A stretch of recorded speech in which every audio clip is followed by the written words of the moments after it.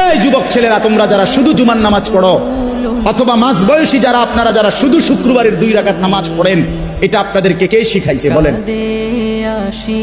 কার থেকে আপনারা এটা নিলেন?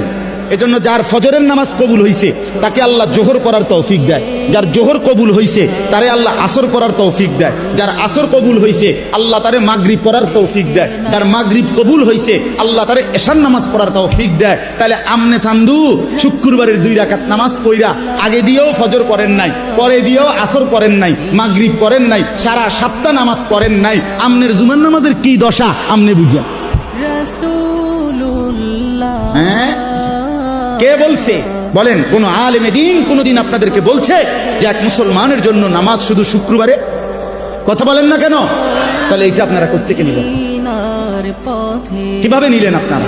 মসজিদগুলো দোতলা হয়, শুক্রবারে জায়গা হয় না। মসজিদ ভাঙ্গা নতুন মসজিদ হয়, জুমার নামাজে জায়গা হয় না। মসজিদ কি শুধু জুমার নামাজের জন্য না 5 ওয়াক্ত নামাজের জন্য? হ্যাঁ, শুনেন, এটা মনে রাখেন।